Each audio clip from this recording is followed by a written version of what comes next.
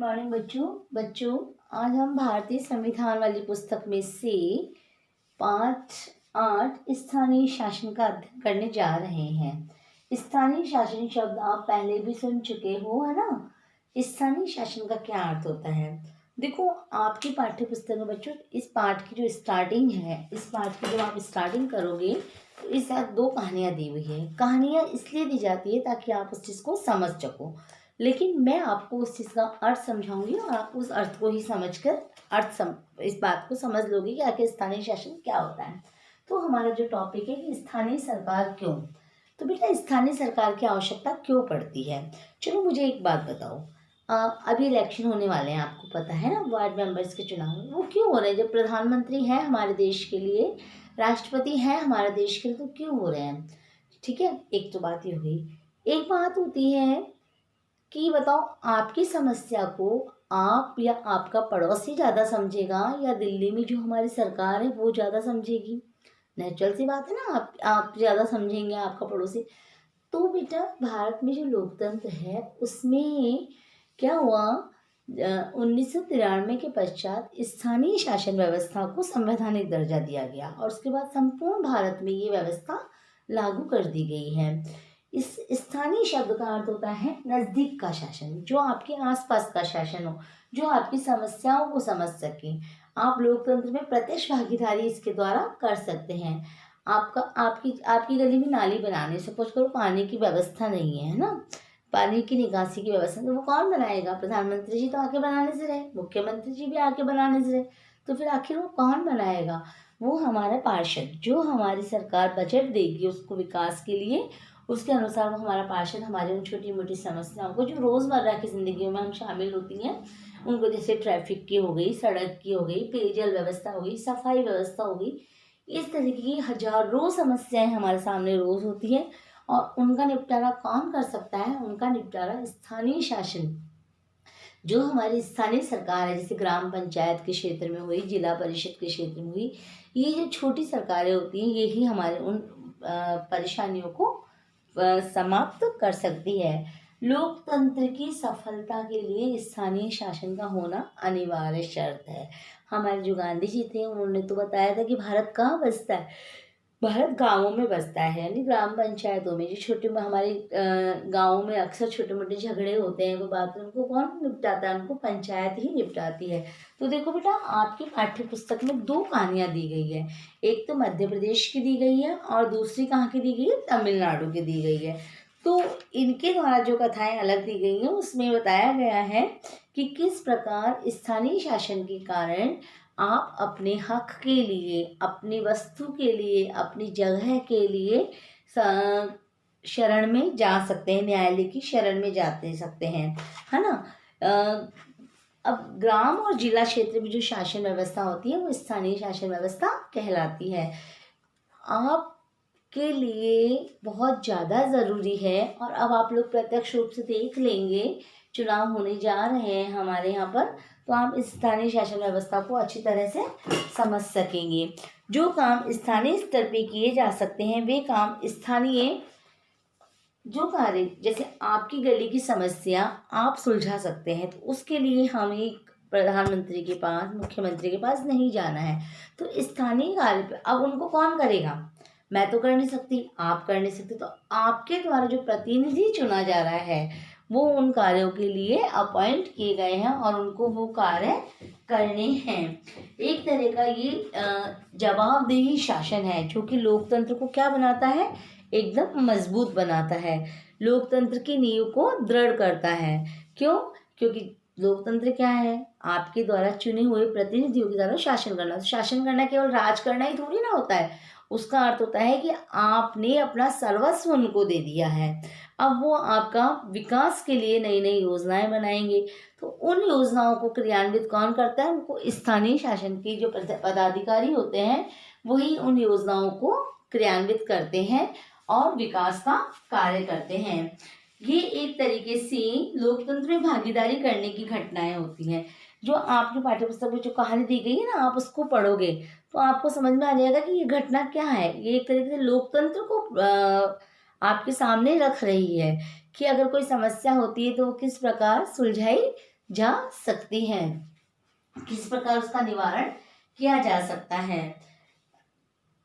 स्थानीय शासन क्या कर रहा है, मतलब स्थानीय शासन क्या करता है और क्या करने में वो नाकाम रहता है। 5 साल, आपको पता है प्रति 5 वर्ष बाद चुनाव होते हैं, तो उन 5 वर्षों में स्थानीय शासन के जो पदाधिकारी थे उन्होंने वोट लेते समय क्या वायदे किए, उन कार्यों को कितना पूर्ण किया, वो हमें कैसे दिखाई देता है। वो हमें हमारे गांव की सड़क से, हमारी कॉलोनी की पानी व्यवस्था से, निकास व्यवस्था से, परिवहन साधनों से, इनसे हमें पता चलता है कि आखिर हमने जिसको चुना है उस व्यक्ति ने कितना कुछ सही कार्य किया है और कितना कुछ नहीं वो कर पाया है। अच्छा बेटा, एक बात और बता दूं, स्थानीय शासन में जो व्यक्ति चुने जाते हैं ना, वो किसी पार्टी को देख के तो कम चुने जाते हैं, बल्कि वो व्यक्ति के व्यक्तित्व को देख के चुने जाते हैं कि हम इस व्यक्ति को चुन रहे हैं। हम जानते हैं, क्योंकि छोटी सी जगह होती है, छोटी सी जगह में उस व्यक्ति को हम जानते हैं कि ये व्यक्ति हमारे विकास के लिए कितना कार्य कर सकता है।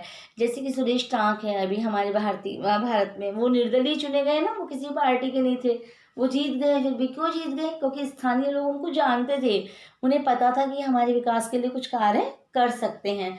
तो बेटा इसी प्रकार किस प्रकार इसमें क्या होता है, व्यक्ति का व्यक्तित्व, स्थानीय सरकार में, स्थानीय शासन व्यवस्था में व्यक्ति का व्यक्तित्व ज्यादा प्रभाव करता है कि वो व्यक्ति कितना जागरूक अवस्था में कार्य कर रहा है। अब स्थानीय शासन का विकास किस प्रकार किया जाता है। स्थानीय शासन को मजबूत करना, अगर स्थानीय शासन मजबूत होगा तो ये जो हमारे लोकतंत्र की संपूर्ण प्रक्रिया है पूरे भारतवर्ष में, ये भी क्या होगी, ये भी मजबूत होगी। तो बेटा हमने पढ़ा कि स्थानीय सरकार क्यों, अब भारत में स्थानीय शासन व विकास कैसे हुआ, इसको हम पढ़ने जा रहे हैं। देखो बच्चों, स्थानीय शासन का विकास हमने वैदिक युग में पढ़ते थे, सभा और समिति नामक 2 संस्थाएं थी ना। सभा का ही रूप आगे चलता चलता ग्रामीणों में भारत कहाँ बसता है, भारत गाँव में बसता है, आगे चलता जाता उसने पंचायत सभा का रूप ले लिया। और जो आधुनिक समय है उसमें निर्वाचित निकाय 1882 के पश्चात अस्तित्व में आया। निर्वाचित निकाय यानी चुना हुआ विभाग, है ना, वो कब 1882 में अस्तित्व में आया। उस समय लॉर्ड लिंटन जो थे उन्होंने स्थानीय शासन को बढ़ावा दिया। उस समय से मुकामी बोर्ड अर्थात लोकल बोर्ड के नाम से जाना जाता था, जो आम जनता का जो होता है बोर्ड, उसके नाम से जाना जाता था। गवर्नमेंट ऑफ इंडिया एक्ट 1919 बनने के पश्चात ग्राम पंचायत बनी। ग्राम पंचायत का जो उदय हुआ 1919 एक्ट हमने पढ़े थे, 1919 1935 जो हमारे संविधान में सबसे ज़्यादा प्रभाव डालता है वो वाला, तो उन ग्राम पंचायत अस्तित्व में आई और 1935 गवर्नमेंट ऑफ इंडिया एक्ट के पश्चात भी जारी रही। तो हमारे स्वयं जो राष्ट्रपिता महात्मा गांधी हैं, उन्होंने सत्ता के विकेंद्रीकरण पर बहुत बल दिया था। उन्होंने कहा था कि सत्ता का अगर केंद्रीकरण होता है तो निरंकुशता बढ़ जाती है, तो सत्ता को विकेंद्रित कर देना चाहिए। कि केंद्र की जो शासन व्यवस्था है, केंद्र के द्वारा राज्यों में और राज्यों के द्वारा ग्राम पंचायतों में छोटे छोटे भागों में विकेंद्रित कर देनी चाहिए। तो हमारे गांधी जी ने इसका पूर्णतः समर्थन किया और संविधान बनने के पश्चात भी स्थानीय प्रदेश को ये विषय दे दिया गया। अब हम ये सोचते हैं, एक सवाल हमारे मन में उठता है कि आखिर ये जब इतना महत्वपूर्ण विषय है, स्थानीय शासन व्यवस्था इतना महत्वपूर्ण विषय है, तो ये पूर्णतः सफल क्यों नहीं हुआ। बेटा देखो, इसके सफल नहीं होने के बहुत से कारण थे।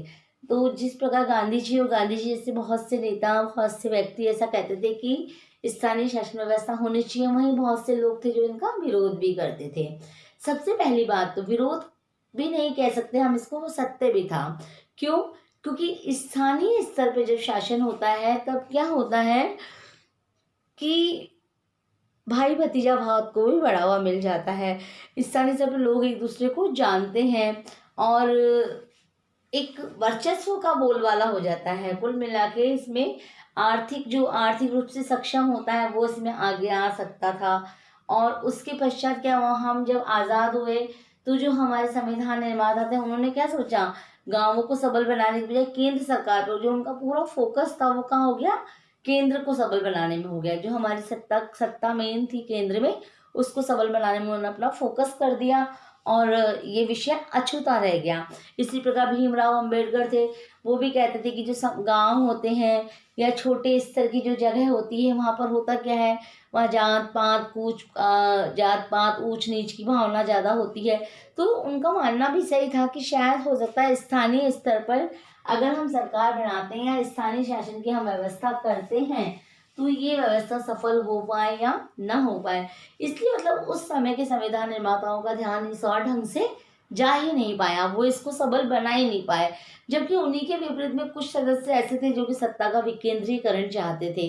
तो मतलब एक असमंजस की स्थिति के कारण ये बात वहीं की वहीं पर दबी हुई रह गई, है ना। एक उद्देश्य तो अच्छा था, इससे क्या हुआ, मतलब बताया गया कि अगर स्थानीय शासन व्यवस्था हो जाती है तो जो गाँव का जो भाईचारा है वो समाप्त हो सकता है ना। अपना वर्चस्व दिखाने के लिए हर कोई आपस में तू मैं कर सकता है, लड़ सकता है, एक दूसरे को नहीं। तो इस तरीके की बातें उठी और जो हमारे शासन व्यवस्था के निर्माता थे उन लोगों का ध्यान इस ओर आकर्षित नहीं रह पाया और स्थिर नहीं रह पाया। गांधी जी तो खुद भी जो नेहरू जी खुद मानते थे कि अगर स्थानीय स्तर पर कोई शासन व्यवस्था की जाएगी तो क्या होगा, देश की अखंडता को ठेस लग सकती है, देश की अखंडता के टुकड़े हो सकते हैं, ऐसा उनका मानना था। इसलिए ये व्यवस्था वहीं की वहीं सीमित रह गई और इसका पूर्णतः विकास भारत में नहीं हो पाया। ग्रामीण भारत में एक ऐसे माहौल का उद्देश्य मटियामेट हो गया। स्वतंत्र भारत का आधार तो ग्राम पंचायत हो, लेकिन गांवों में गुटबाजियां हो जाती है, जैसे ये ग्रुपिंग, ये मेरे पक्ष में है, ये मेरे विपक्ष में है और हम सब एक हैं और ये अलग है, इस तरीके की बातें हो जाती है। इसलिए उस समय तो क्या हुआ, परंतु आधुनिक युग में आगे जब हम चले, थोड़ा और आगे चले, उसके पश्चात भारत में स्थानीय शासन व्यवस्था आ गई। एक आएगा आपके 73वां और 74वां संविधान संशोधन, उसमें आपकी स्थानीय शासन व्यवस्था जिला स्तर पे और ग्राम स्तर पे उसका पूरा क्लेरिफिकेशन आएगा और वेरी मोस्ट इम्पॉर्टेंट टॉपिक वो हमारा रहेगा। तो हमें यहाँ तक समझ में आ गया होगा। मेन बात हमें स्थानीय सरकार समझ में आ गई होगी, स्थानीय सरकार का विकास कैसे हुआ समझ में आ गया और विकास क्यों नहीं हो पाया, है ना। प्रारंभ से इसका विकास क्यों नहीं हो पाया, हमें ये बात भी माइंड में क्लियर हो गई है। अब हम क्या पढ़ेंगे, भारत में स्थानीय शासन व्यवस्था का विकास आधुनिक काल में। तो जो स्वतंत्र भारत, अब हमको पता है हम कब स्वतंत्र थे, 1947 में हम स्वतंत्र हुए। तो जब हम स्वतंत्र हो गए तो हमें आवश्यकता महसूस हुई कि स्थानीय स्तर पर भी ऐसा कुछ कार्य होना चाहिए और 73वीं और 77वीं संविधान संशोधन से स्थानीय शासन व्यवस्था को एक बहुत मजबूत आधार की प्राप्ति हुई। 1952 में सामुदायिक विकास कार्यक्रम, सामुदायिक क्या होता है, समुदाय का मतलब होता है किसी एक वर्ग या किसी एक समुदाय का विकास ना होकर संपूर्ण पूरे समुदाय का विकास किया जाए। सामुदायिक विकास कार्यक्रम की स्टार्टिंग हुई। इसमें त्रिस्तरीय राज्य व्यवस्थाओं की व्यवस्था की गई, जैसे ग्राम पंचायत, जिला परिषद, है ना, और नगर पालिका वगैरह, इनकी व्यवस्थाओं का सिफारिश की गई। त्रिस्तरीय पंचायती राज व्यवस्था की सिफारिश की गई। 1960 में क्या हुआ, 1960 में कुछ राज्य जैसे महाराष्ट्र और गुजरात ने स्थानीय निकाय प्रणाली को प्रारंभ कर लिया। लेकिन बेटा प्रारंभ तो कर लिया, परंतु आज मैं कुछ करना तो चाहती हूँ, पर मैं कब करूँगी, जब मेरे पास पावर होगा। मेन पावर मेरे पास फाइनेंशियल पावर होगा।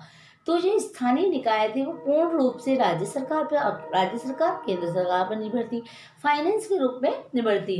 तो जो इस व्यवस्था को समाप्त करना चाहते थे उन लोगों ने, जो अपने अधिकारी थे, उनको ऐसा कार्य सौंप दिया कि आपको इस स्थानीय निकाय व्यवस्थाओं की समाप्ति करनी है। और जब फाइनेंस नहीं मिल पाता था तो वो चीज़ वहीं की वहीं समाप्त होती चली गई। इसके पश्चात 1987 में इसका पुनरावलोकन हुआ। आखिर 1970 पुनरावलोकन किया कि स्थानीय शासन व्यवस्था की क्या आवश्यकता है, क्या स्थानीय शासन व्यवस्था करने से विकास होगा, क्या भारतीय लोकतंत्र की सफलता के लिए स्थानीय शासन व्यवस्था आवश्यक है, क्या स्थानीय शासन व्यवस्था करने का कोई दुष्प्रभाव होगा, क्या ये देश की अखंडता को चोट पहुंचाएगी। इस तरीके के पुनरावलोकन बहुत से किए गए। कब किए गए, 1987 में किए गए। देखो कब से भारत में कब से मांग हो रही थी, उसके पश्चात 1970 में पुनरावलोकन किया गया कि क्या वास्तविक रूप से भारतीय लोकतंत्र में स्थानीय स्तर के व्यक्तियों के विकास हेतु, स्थानीय स्तर के विकास के लिए, लोकतंत्र की सफलता के लिए स्थानीय शासन व्यवस्था अनिवार्य है। इसका अवलोकन हुआ उसी समय 1989 में पीके थगुन की एक समिति थी जिसने की संवैधानिक दर्जे की मांग की, मतलब स्थानीय शासन व्यवस्था को संवैधानिक दर्जा दिया जाए, इसकी उसने डिमांड की कि अगर भारत को विकसित होना है, अगर भारत को एक सफल लोकतांत्रिक देश बनना है, भारत को विश्व में सबसे आगे विकास करना है, भारतीयता को बढ़ाना है और अपना आर्थिक, राजनीतिक, सामाजिक सारे विकास करने हैं, तो स्थानीय शासन व्यवस्था की अनिवार्यता है। और भारत की जो प्रणाली है, जो कि गांवों में बसती है, नगरों में बसती है, तहसीलों में बसती है, जिलों में बसती है, प्रत्येक व्यक्ति का स्थानीय स्तर पर विकास होना चाहिए। तो जो पीके थगुन समिति थी उसने स्थानीय शासन व्यवस्था के लिए संवैधानिक दर्जे की मांग की कि इस व्यवस्था को संवैधानिक दर्जा दिया जाना चाहिए, कि संविधान का ये एक विशेष तत्व होना चाहिए। देखो बेटा, ये वाली जो व्यवस्था है ना, उसकी थोड़ी सी झलक हमें नीति निर्देशक तत्वों में प्राप्त होती है ना, कि जो राज्य का लोक कल्याणकारी स्वरूप उसमें बताया हुआ नीति निर्देशक तत्वों में उसमें प्राप्त होती है। लेकिन पूर्ण लीगल रूप से 1989 में थगुन समिति के द्वारा इसके लिए संवैधानिक दर्जे की मांग की गई कि स्थानीय शासन व्यवस्था को संविधान में वही दर्जा मिलना चाहिए और समय समय पे इसके चुनाव करवाए जाने चाहिए। इसके लिए विकास अधिकारी, खंड विकास अधिकारी निश्चित किए जाने चाहिए, समस्त कार्यों की सूची तय की जानी चाहिए, इनकी धन व्यवस्था की जानी चाहिए और इनके लिए संविधान में संशोधन की व्यवस्था भी की जानी चाहिए। मांग की गई कि संविधान में ऐसा संशोधन किया जाए जिसके द्वारा स्थानीय शासन जैसे शब्द को सैद्धांतिक और व्यवहारिक रूप से शामिल किया जाए। तब जाके 73वां और 74वां संविधान संशोधन अस्तित्व में आया और इसके पश्चात 73वां और संविधान संशोधन 1989 के पश्चात 73वां संविधान 74वें संविधान संशोधन की बात को आगे बढ़ाया गया। और इस संशोधन का प्रमुख लक्ष्य क्या था? स्थानीय शासन व्यवस्था को सुदृढ़ और मजबूत बनाना।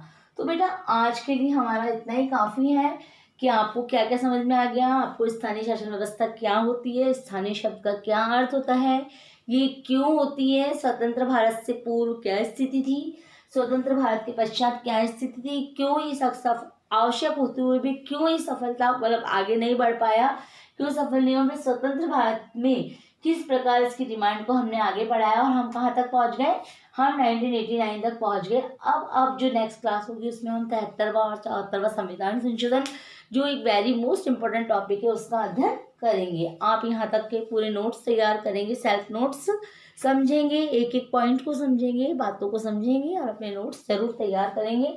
होमवर्क मैं आपको रिटर्न में दूंगी।